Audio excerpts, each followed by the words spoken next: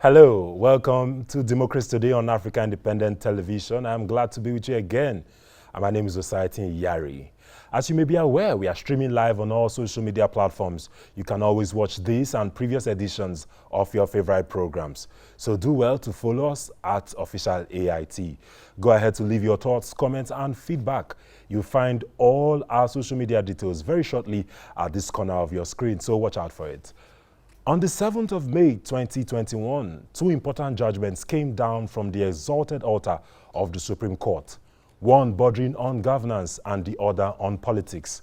The Supreme Court says that the dissolution of local government administrations are unlawful, including the practice replacing them with caretaker committees. Also, the Supreme Court handed down a judgment in favor of the Independent National Electoral Commission, INEC's power to deregister political parties. Tonight, we deal with governance, that is local government administration.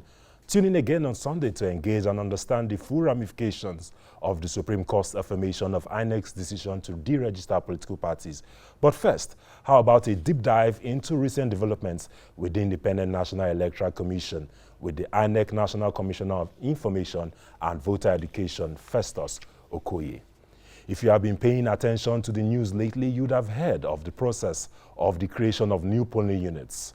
While it has gone smoothly across many states, stakeholders in a few have raised objection, notably Edo State. We seek some clarity tonight, as well as review developments with security situation around INEC offices with the attack in Akwa Ibom. The proposed Electoral Acts Commission, as well as the new electoral framework, still under the care of the National Assembly, would also be part of our conversation.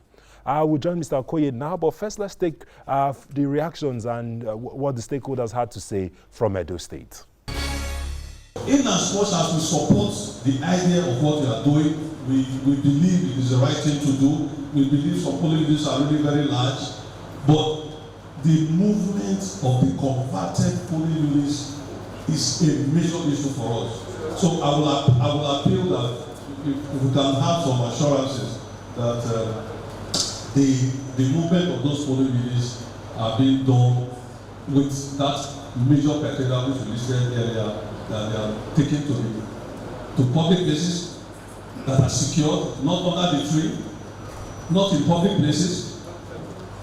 And by June 28th, you start registration of new voters, people that are up to 18 or that are not registered before. And this unit, where you have 750, is the closest unit to them. Are you going to deny them additional registration there? Are you going to compel them to go to a unit that is less than 750? Now we are creating more additional units. That means we are going to have more manpower to handle them. That automatically results to increase in resources. Now, what is the sustainability capacity of the government and the INEC to sustain this? Because we don't want the situation by voters will come to those new created units, they will say, oh, no materials. Then the people who say they are not here. Then the voters become more incapacitated than the way we used to be. We can't continuously deceive ourselves. As far as I'm concerned, this program, as much as laudable as it is dead on arrival. If you will not listen to us, we are the voters, we are the stakeholders, and we operate a democracy, for goodness sake. What is the import of democracy? Is it not consultation? Talking to people before taking decision? It's like you have taken a decision, you are now forcing it on us. That it must be done. Mr. Festus Okoye is the National Commissioner of INEC on Voter Education and Information. Welcome, Mr. Okoye. Thank you for making time to be part of this conversation. I'm sure you heard that very passionate statement from the traditional ruler in Edo State. And of course, we had heard before now the reasons that INEC has, espoused and told the public for the reason why it went on this process. Especially, I recall with the scenes that emerged not very far away from my studios here in Maraba, Nasarawa State, during the 2019 general elections. But let's start first of all for our viewers a basic definition of terms, voting points, polling units, and then you go on to tell us what criteria is INEC actually employing in the creation of new polling units. Go ahead, sir. Well, as of today, the Nigeria has a total of 119,973 polling units. And we made it very clear to the Nigerian people that these polling units were created in 1996, almost 25 years ago. And when these polling units were created, these polling units were meant to serve a total registered voter population of 50 million.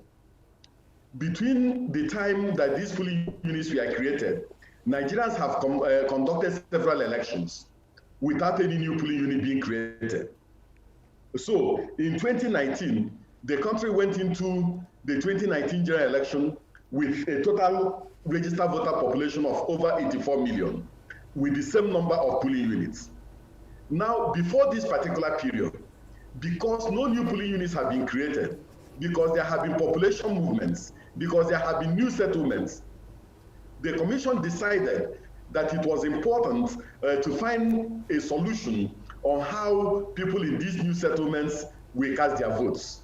So the Commission started by creating what we call baby polling units out of existing polling units, but it didn't solve the problem. Now, new settlements like Gwarimpa, like Apo, came on board. There were no polling units in these places when these settlements were not in existence when these polling units were created. So the Commission created what we call voting point settlements in order to serve some of these new areas that emerged after the polling units were created. Now, the voting points are not autonomous polling units. The autonomous polling units are the 119,973 polling units in existence. But in some of these polling units, you have over 5,000 registered voters. And when you have over 5,000 registered voters, it is next to impossibility for a presiding officer to finish serving this number of voters within the time allocated. So what we did was that we established a certain threshold of between 500 registered voters and 750, that the moment you reach this threshold, you create another semi-autonomous voting point out of the existing polling unit, and then it create 500 to enable people vote and vote quickly. So what happens is that since the voting points are not autonomous, the moment the presiding officer at the voting point is through with the election, the votes from that particular voting point will be tabulated, and then they will be carried to the main polling unit and integrated with the existing polling unit, since the voting point is not autonomous. So that is what we have been doing in order to obviate people waiting at the polling units for too long.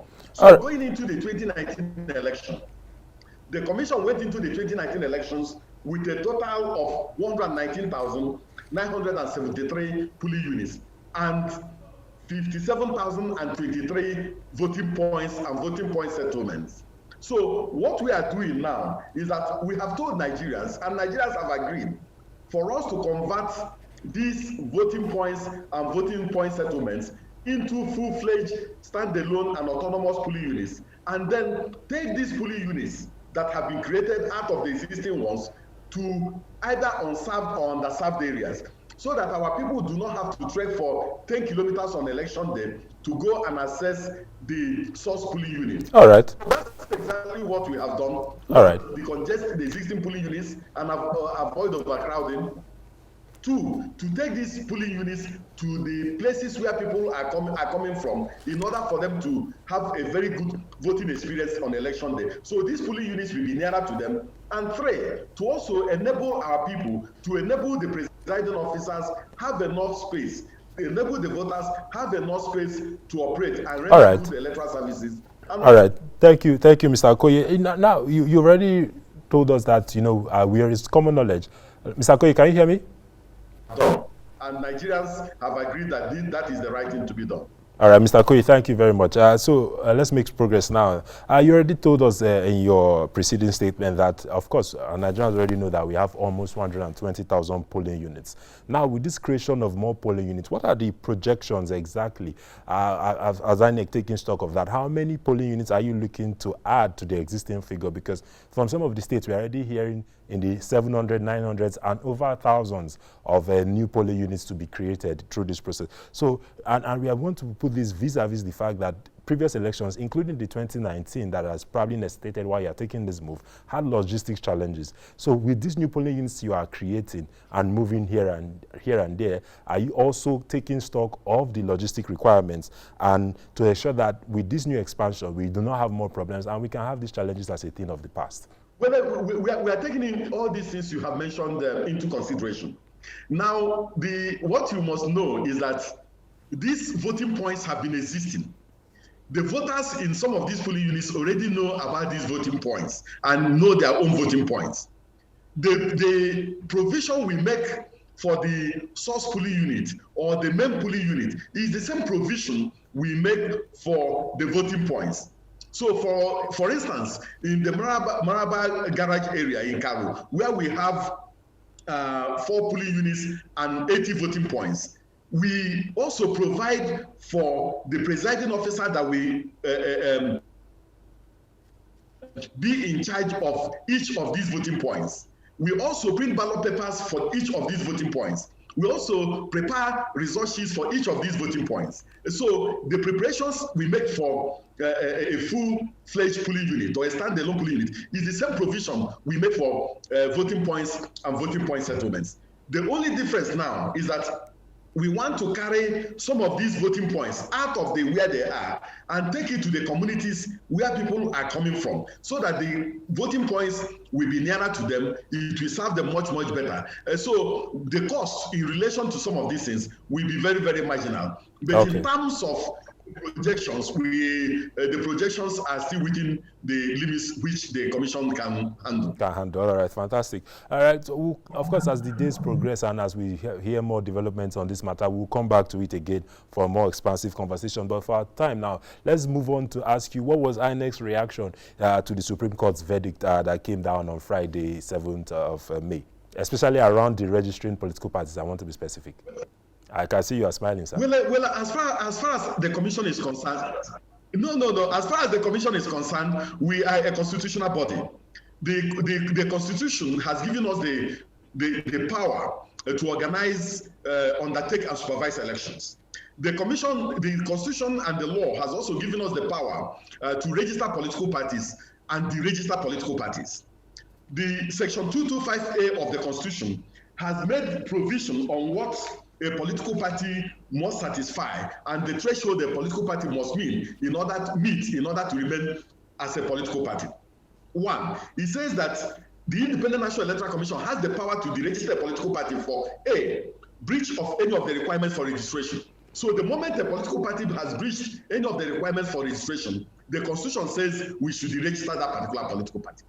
The Constitution also says that we can deregister a party for failure to win at least 25% of the votes cast in one state of the federation in a presidential election, or one local government of the state in a governorship election, or failure to win at least one ward in the chairmanship election, or one seat in the national or state house of assembly election, or one seat in the councillorship election. So, and these things are provided in Section 225A of the Constitution. So what we have done is that we complied with the provisions of the Constitution, because the law and the Constitution enjoins the Commission to obey the provisions of the Constitution and carry out and enforce the provisions of the Constitution. And that's exactly what we have done. And the courts have said, yes, we conform to the provisions of the Constitution in carrying out our constitutional duty.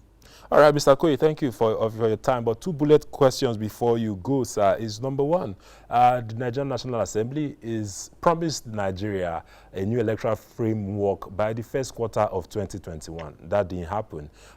Projections have said June, but I just ask you, does INEC fear that what happened pre-2019 general elections might repeat itself this time again, that we might, by 2023, we might not have a new electoral law? And as well, tell us what is going on. Of course, every Nigerian knows the state of security in the country at the time, but when your office across the country, for example, Akwa Ibom, came under attack recently, what is INEC doing now to forestall these issues and to secure itself, that is its property and facilities? Because some of these equipments you have will be very useful to us in our elections.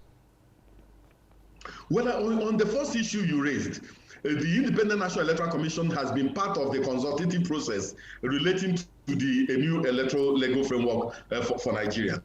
Both the Senate Committee on INEC and the House Committee on Electoral Matters worked jointly, and the Independent National Electoral Commission was part of the technical committee that worked on the new framework for this particular Electoral Act. And the amendments that have been made have been quite extensive. And we are convinced and we are confident that despite the fact that the new Electoral Act was not passed during this first quarter, that at the beginning, that during this second quarter, that we may likely have a new electoral legal framework. So both houses have worked very, very hard, and we believe that both houses will meet expeditiously and consider the provisions and pass it so that we can have a new electoral legal framework early enough before activities pick up for the 2023 elections. All right, go ahead to the next one, sir. Yes.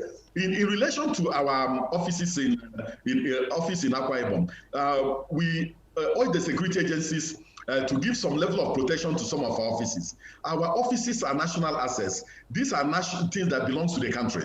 If we do not have an office to operate from, there is no way we can package a good election. If our offices and our facilities and our equipment are targeted by arsonists, it will definitely affect our level of preparations. So we are looking at the architecture of our various offices and also liaising with the various security agencies for the purposes of protecting our offices so that we can have our offices intact and prepare well for the 2023 general election. All right, Mr. Koyi, thank you for your time, but take this last question. The Electoral Offences Commission, and I'm asking this because it's proposed and we expect that it will come on stream soon, but for many Nigerians, you want to put into context very quickly why this commission will be effective at a time when Nigerians say that this country has too many commissions, councils, committees, you know. Why do we need this at this time, especially when we are trying to, you know, tighten the belt around our finances? Well, I think that the Nigerians have agreed that they need an Electoral Offences Commission and Tribunal. The Electoral Offences, the Electoral Reform Committee, chaired by the Honorable Justice Uwais, of which I was a part, recommended this commission. The 2014 National Conference recommended this commission. Of course. The Namani Committee recommended this commission. So Nigerians have agreed that we need a separate commission to prosecute electoral offenders. Now, why do we need this? We need it because presently the commission is given the power to prosecute electoral offenders. Now, some of these electoral offenders are members of the commission. Secondly, it is a separate agency that carries out investigation and carries out arrest, and sometimes before prosecution, and sometimes these things do not fall in place. So if you have an agency that has the responsibility for investigation, has responsibility for arrest, has responsibility for prosecution, and also has a tribunal, it will go a long way in degrading some of the electoral offenses we have in Nigeria and deterring electoral offenders. All right, thank you very much, Mr. Festus Okoye. He's the National Commissioner for Information and Voter Education of INEC. Thank you for giving us the time, sir. We'll call you again. Thank you so much. All right, the program continues, and we'll have our local government administration conversation up next. ART News, providing a strong, engaging voice for African enterprise and Black contributions to global development, putting the people first. All right, welcome back from the break. Thank you for remaining with us. It's still Democracy Today. And recall that we said we're talking about local government administration. The Nigerian Supreme Court overturned the decision of Governor Seyi Makinde of Oyo State, as well as his Katsina counterpart Aminu Masari, to sack local government chairmen and councillors in their respective states. The court also noted that the replacement of the sacked officials with caretaker committees was illegal and found that the Governor Makinde's administration the sum of 20 million naira. The court also went further to grant the sacked officials whose tenures have expired the payment of their outstanding salaries and allowances. The case, which many observers has described as a great one for our democracy, was decided in favor of the sacked officials who had, under the umbrella of the Association of the Local Government of Nigeria, ALGON, approached the judiciary in protest of the governor's decision. Recall that the federal government, through the Attorney General, had previously written to the Oyo State government for the restoration of the elected local government representatives and immediate disbandment of the caretaker committees. Mr. Malami said in that letter that the common practice by some state governors in dissolving elected local councils is unconstitutional, null and void. If you are a student of history, you'd know that there have been 4 major developments in the progression of the local government system in Nigeria. Firstly, the colonial rule, which was based on the traditional administrative system and existed from 1903 until the 1950s. The second would be the more liberal and participatory approach to local governance introduced in the 1950s. Thirdly, the advent of military rule, which replaced the model of grassroots participatory democracy with military centralization and a unity of command. And finally, the comprehensive reform of local government administration in 1976, which restored liberal participatory values. The impact of these last 2 developments on the structure and operational dynamics of local government in Nigeria is still felt today. Firstly, decentralization introduced under the military rule has remained a major influence in the relationship between the local governments and the 2 other tiers of government. Secondly, the reforms in 1976 acknowledged the local government system as government at the local levels, established by law with defined powers. In Nigeria, local governments are created with the ultimate goal of bringing government closer to the people at the grassroots. Reforms have been aimed at accelerating the development and to enable local populations participate and hold those in power accountable for their governance roles. However, a true third tier has never taken off in the governance structure of Nigeria, despite the widespread of endorsement of local government as a potent system to mobilize people for local participation in governance. The implications of the Supreme Court judgment and the future of governance at the grassroots is the crux of our conversation with our panel of experts. They include Abdullahi Maje, Chairman, Interim Management Committee of Algon, and also the Chairman of Suleja Local Government in Niger State. We have also joining us Samuel Akala Gajere, is the Chairman of the Karo Local Government Council in Nasarawa State. Also part of the conversation tonight is Jide Ojo and Chika Wazuzu, Public Affairs Analyst. But before we begin this conversation, let's hear this reaction to the Supreme Court judgment.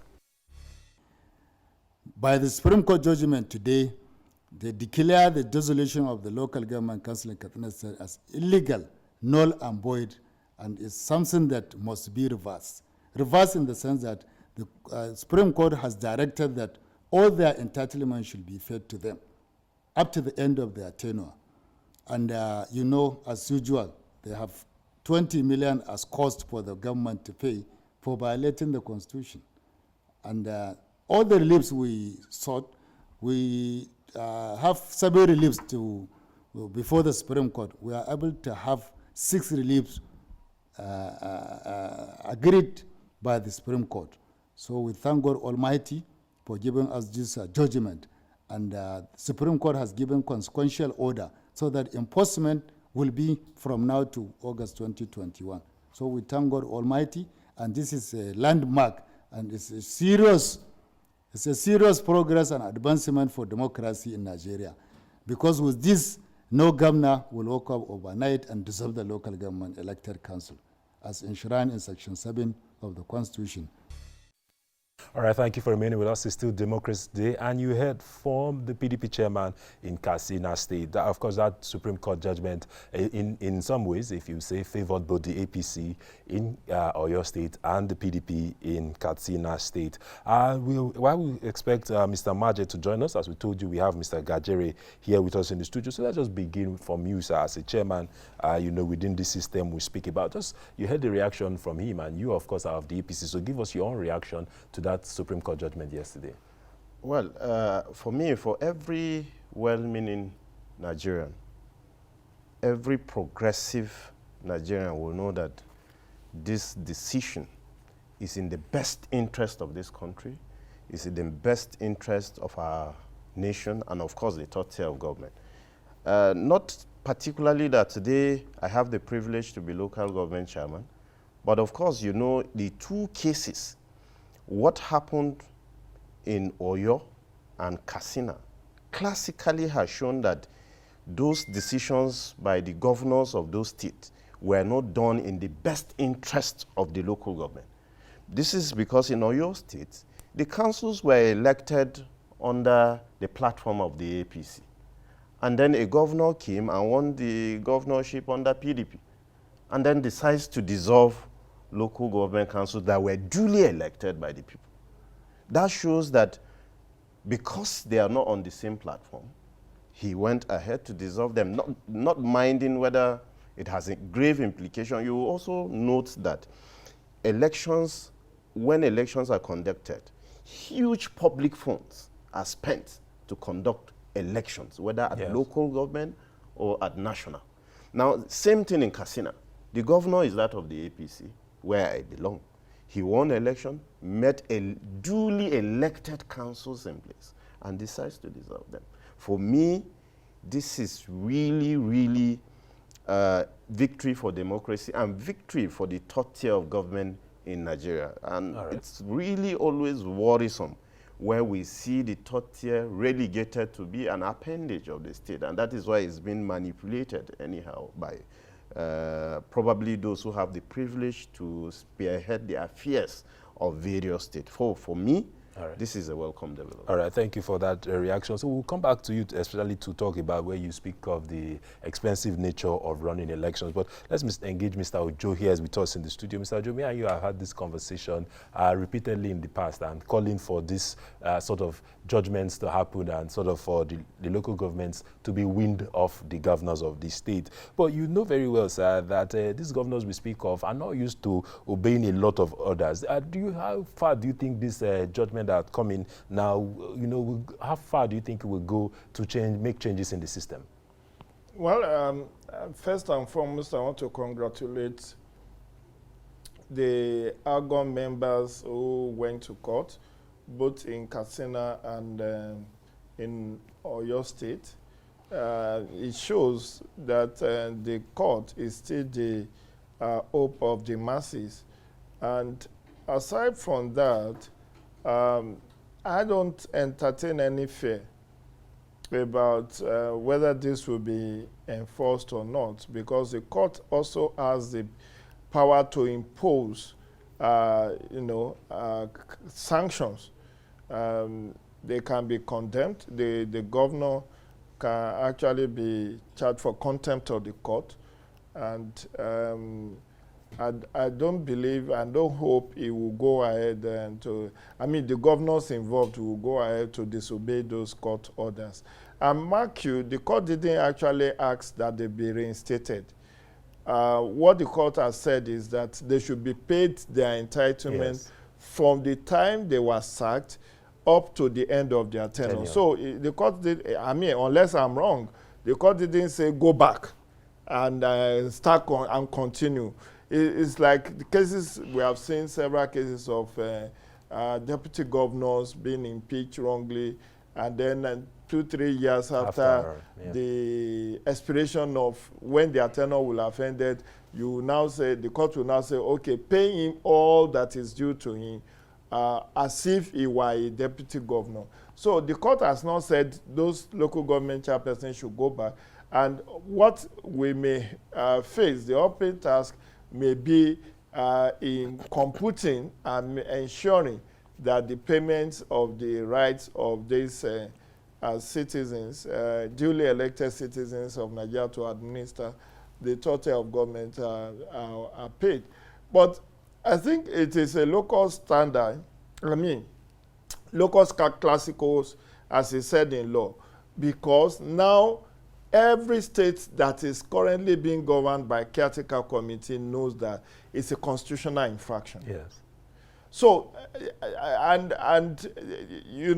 I believe that our president may be forced to issue an executive order to curtail these excesses, because come to think of it, Section 7 of the Constitution, as it's, you don't have to be a lawyer to know that it says that no local government shall be governed undemocratically.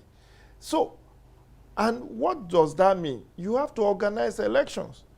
It matters little whether it's one party that wins all the seats, as was the case in Rivers very recently, or in Lagos, as anytime they conduct election.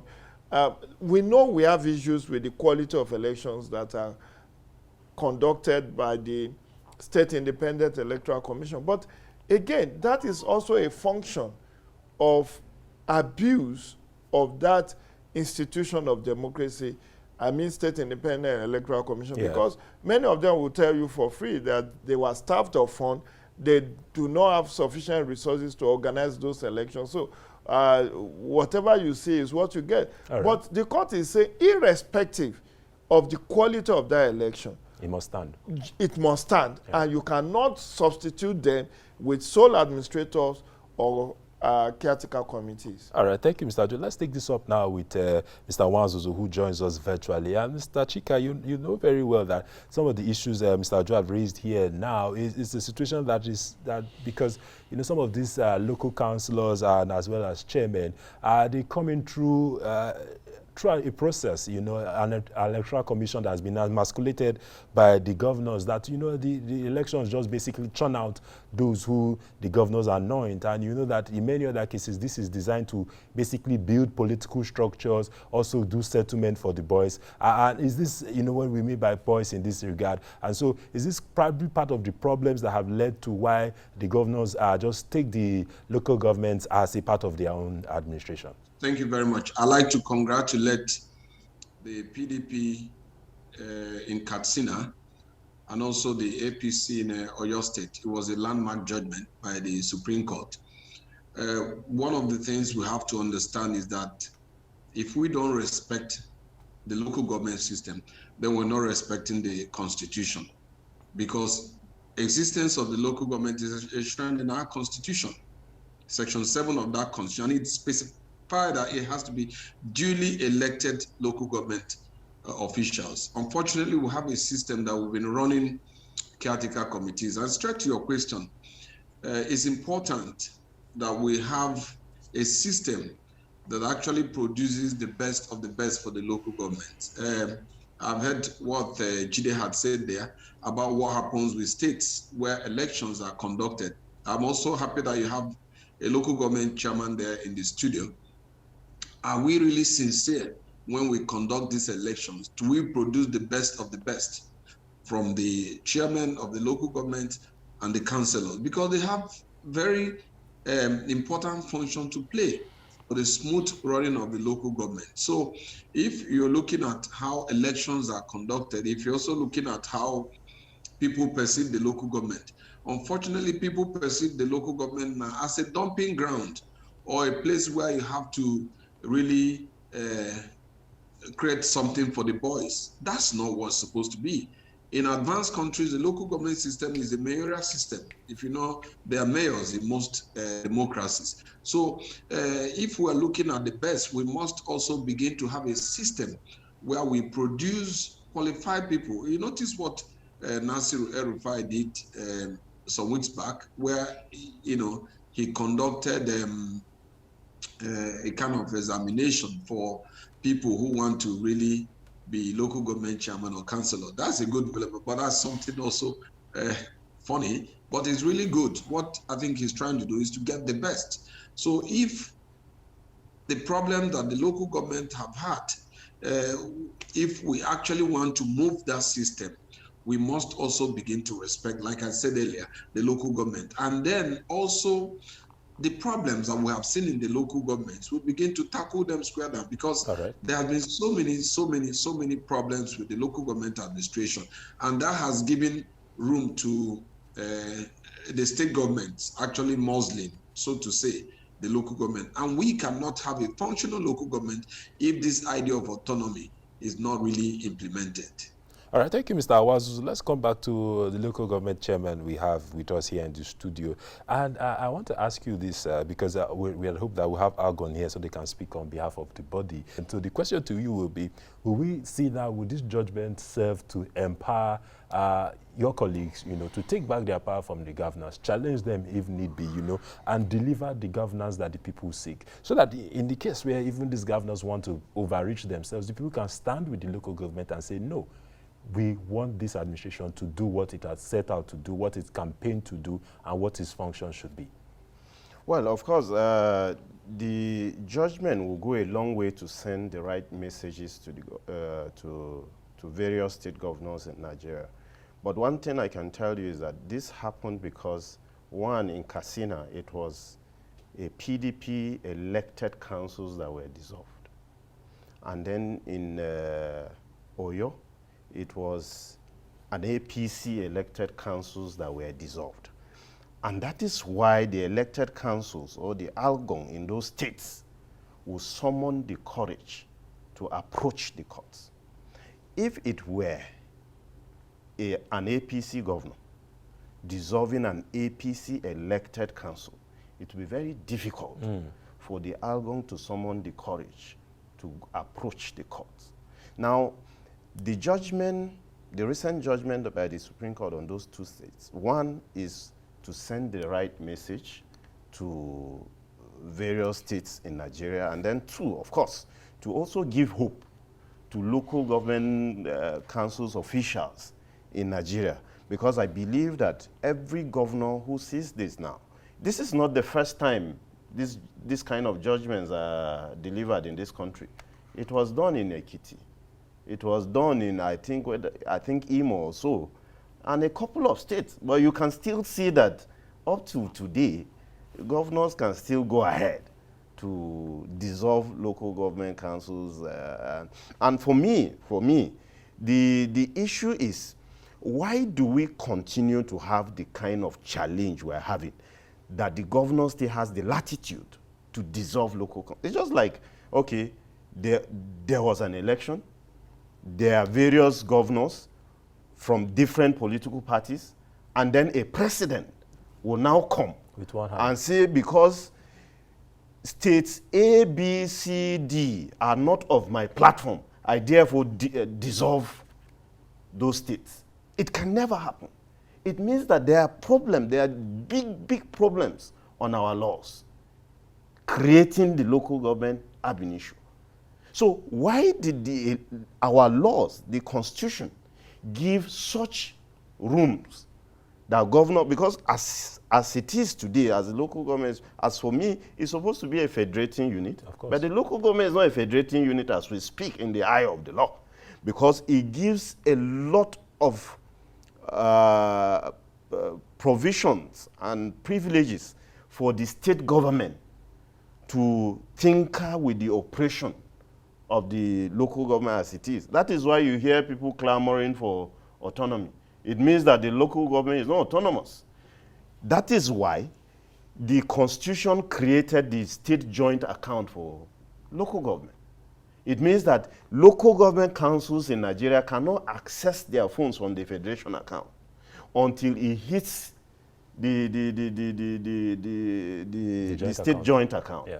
And now, the state joint account, the spirit behind the creation of the state joint account is just a collection and distribution point.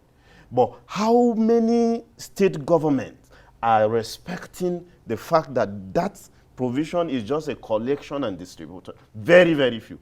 Recently, in 2019, you will recall that the NFIU issued guidelines for the operation of that account. Yeah.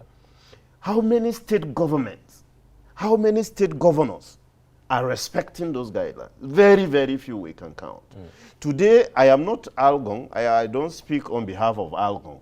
I speak on behalf of myself as local chairman who has the privilege to be chairman of Karo local government today. And I can only tell you my experiences within the last few years I've been in office. But for us, I think we have a case that we can always refer to in Nasarawa State, because the governor that we have has never tempered since the issuance of that guideline we are in charge of the funds that comes to right. the local government. But one thing that is very, very key is that if you have a faulty leadership recruitment process to the top tier of government, you will not expect the same process that will produce certain officials, and you expect them to speak for the truth. All right. You know, so if the autonomy, for instance, is granted, that is the only thing that will address the leadership issues and then address the challenges. Every other challenge is anchored on the fact that we have a faulty leadership recruitment process at the top tier of government. All right, that's a good one that we'll still look into during the course of our conversation. But let's come back to Mr. Ojo here. And you find that some of the things he has mentioned now are some of the form part of the first question I asked you. But I want to pick up one particular point he made there, the fact that it was because it was opposition parties in both Katsina and Oyo State that made the difference here. And I feel that we shouldn't gloss over that particular point. So how do we therefore strengthen these individuals who might find themselves in the same parties with the governors? Because we have seen that also happen as well, where the governors of course, they are in the same political party, but just dissolves as well. How can we strengthen these individuals to be able to start irrespective of their political party? And I think it's also the also point he has made here with the leadership recruitment process to ensure that we have men and women with spine and timber to be able to withstand these pressures. What do you think, sir? Well, for me, the Honorable spoke very well, but the nature and character of Nigerian politics is what you see at play. Look at what is playing out in Imo. Okorocha is of the APC. Uzodinma is of the APC. But it's like they are opposition parties, even though they belong to the party. I mean, I just gave that as an hypothetical example. So you can also have that kind of scenario, personality clashes that can lead to undoing of what your predecessor in office has done. And that does not help to deepen and consolidate democracy. Because one challenge that I have always pointed out, I believe in rule of law, I believe in restructuring of Nigeria, but most of our problem is attitudinal. It is attitudinal to the extent that even for laws, in the extant, we have the extant grand norm, the constitution, we have all criminal and all other acts. But you see people patently, openly, flagrantly, abusing the legislation. Look at what happens. Jason or judicial service worker, they're on strike today. Parliamentary Staff Association of Nigeria, they're on strike today. Why? Because of the issue with implementation of a constitutional provision, which says grant financial autonomy to state assembly and state judiciary. So even as I am fully in support of local government autonomy, are we so sure that it will not take another 4 or 5 years when that legislation is passed, given what judicial workers and the current trend and assembly workers are currently going to? Are we so sure that it will not take another executive order, another persuasion, another years for that to? So what we lack is the attitude, the right attitude to governance, the right attitude to leadership. This should be a given. It is a given in other climes, in US, in other democracy. When there is a constitutional matter, it has to be respected, especially when you have a court of law weighing in and making a proclamation, issuing consequential orders. But what we have seen is that a lot of judgment debts have been incurred by different institutions of government because they will not pay. And, the people get tired of going back to court. At the end of the day, you just wave it and say, well, let me move on. But that is not the way it is. That is what has put our democracy in jeopardy. Yeah. What I feel is that, yes, I am for legislation. I've advocated.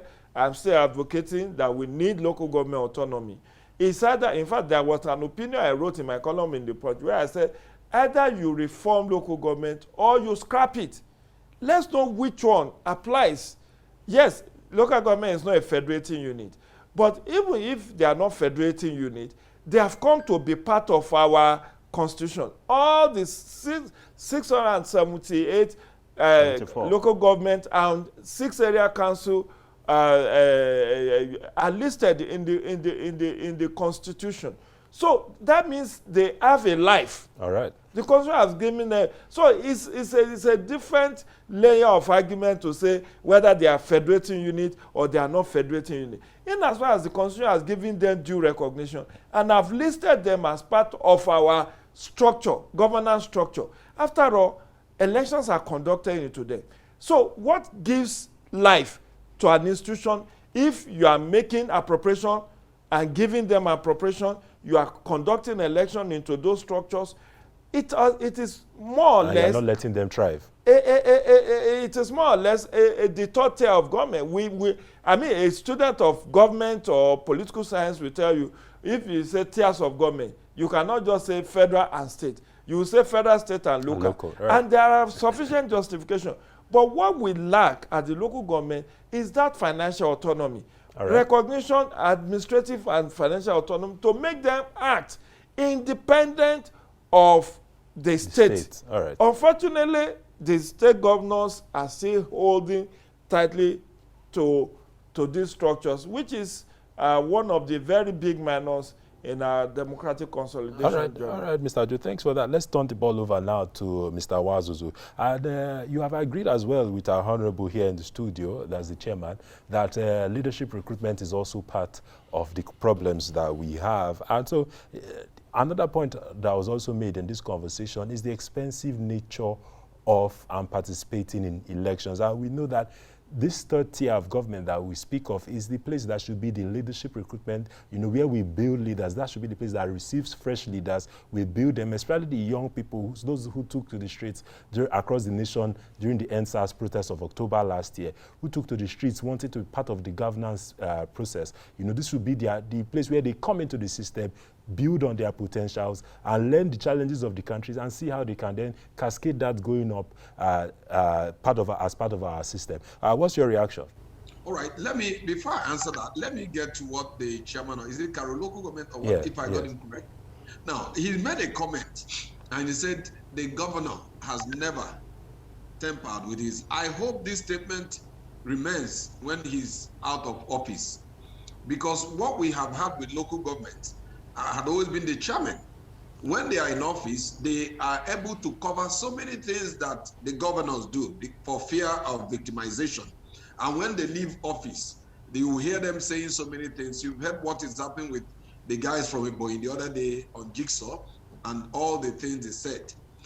We have also in the past, I'm sure Jide also must have had a chronicle of such activities where local government even signed, when they had collected only 2 million, you see them signing 30 million. I think it's very important. If this is what happens in Nasarawa State, I doff my hat for the governor of Nasarawa State. If there is no politics being played in Nasarawa State, if this is a true situation of Nasarawa State, that the governor doesn't tamper with this thing, and that also there is something that, if it is in place, the Economic Planning Board, because the Constitution, section 7, subsection 3, stipulated the establishment of the Economic Planning Board, where all these activities, local governments are meant to determine. Now you're looking at young people. The way elections are run in this country, you don't get the best. And that's why we're beginning to have any kind of person, you're not having stability in the system. Those who are supposed to, I enjoy what you say, that should be a starting point for most young people, and let them contribute, because they either must have also experienced leadership in their student unionism or other departmental activities. So getting into governance, larger governance structure, local government actually is where, because the essence of the local government is that it's supposed to bring development to the grassroots. But that's not what we are seeing. If you don't know anybody, no one recommends you. And when they recommend you, you're going to be someone who is a yes minister. So if you are not a yes minister, you're not going to do anything. I'm not really happy with the way elections are going. It's just a reflection of what happens in the larger system, where the best are not being encouraged. Again, you're looking at the amount of money for campaigns and all these other things. If they really encourage, if you have councillors, people who really are going to contest as councillors, and I mean, who says that PhD holders cannot go for councillorship? Because councillors also play major roles in the local government. The chairman in a duly elected governance structure for local government, the councillors actually play very strong roles. So we must also begin to now strengthen, encourage the younger ones, because a lot of them, we are in a world now where the young people are ruling. You know, we shouldn't just allow them to wait until they have gotten to a particular age before they now begin to think of governance. So yes, it is something that should also be very nice. It is something that these political leaders should create a level playing field, because you find out that when you go into this election, you just like, it has to be who the governor has anointed or who a political leader has anointed. So you don't really get the best, except where we're playing politics with our comments. You're not getting the best. Local government, as far as I'm concerned, has always been a dumping ground. And if it's stopped being a dumping ground, we're going to have the best of democracy, because it really, in a real sense of development, when you look at the local government, he talked about the state joint local government account. It stipulated that allocations from the federal government and government of the state. So it means that local governments are actually meant to get allocations from the federal government. They're also meant to get allocations from the state, but that is not the case. These days, you are just having any kind of administrative structure, except where we pin it down, where we have the political will. And again, let me point out what is going on. Those who actually are meant to strengthen the local government are people who have passed through the local government structure. That's why in the National Assembly, majority of them are governors who never allowed the local government to have a breathing space. They are there. So even some of the senators these days, ministers even, we are governors. So, but even when you had labor leaders who actually had occupied governance position, the local government in their states felt better.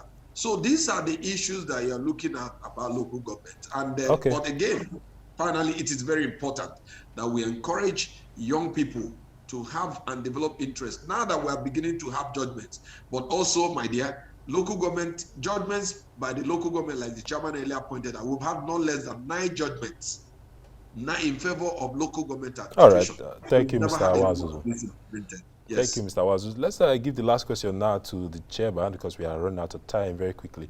And let's this conversation also take cognizance of some of the situations that we have around us in the country right now. And I speak directly to the matter of insecurity. And everybody knows that security is local. And unless our local government administrations are playing a very critical role, the problems that we want to solve will not be solved in good time. What do you think that this is the next phase of advocacy that must begin to happen now, to say, look, some of the powers that, for example, let's restrict to security, because across the world you have the mayors are in charge of the police departments in their community, and as a local government chairman, you should be in charge of the police department within your community, so that you can protect the schools, you can protect the market centers and these other places. Well, for me, I think the local government, the third tier of government, is supposed to be the strongest tier of government in this country, because this is where every Nigerian resides. There is no Nigerian that resides in federal or state government. Every Nigerian, including Mr. President, reside in a local government. It means that this is where everything takes place. Now, if you talk about the indices of development, small and medium scale enterprises, where do they exist? They exist in the local government.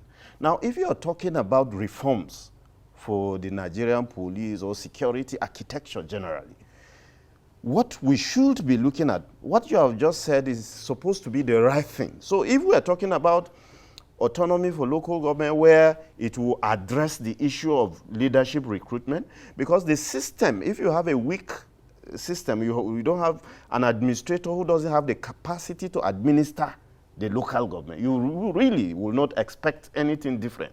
to happen. Now, if you open up the space and make it more competitive enough, and the first 11 of that locality can compete to administer the local government. Now, the local government as it is presently constituted, you know, we have a lot of traditional rulers in our locality, where the local government expend a lot of resources to cater for them, buy operational utility vehicles for them, maintain their palaces, build palaces. But these same people that local government expend a lot of resources on them do not have constitutional role to also add value to security architecture of the locality. So if these reforms about security be, if we talk about community policing, we should be looking at not just creating a state police, we'll be creating what is the real community police, where the local government are in charge of the security architecture of their various local government. Not to say that, oh, you have, it's going to be still the same thing where the state government will complain that you have to get approval from the headquarters, the federal headquarters, for the security in the state to act in accordance to whatever challenge they have. So if you create the state police, it's going to be the same thing. The local government chairman will have to get approval from the state for certain operations to be taken care of, to cater for the security. For me, if we're going to do reform the security architecture, it should be community policing anchored by local government, and of course give the traditional rulers some certain constitutional responsibility where they can also act promptly in accordance to, and of course, if we don't allow the local government to be autonomous, every issue you will discuss about local government, local government administration in Nigeria can never work, because you have today, as it is today, you have weak administrators at the top tier of government who will not, and of course, unfortunately, Nigerians have lost confidence in the top tier of government, and that is why people are not asking questions, what is this local government chairman doing? And for my Oga who joins us via, you can make your inquiries from Nasarawa State.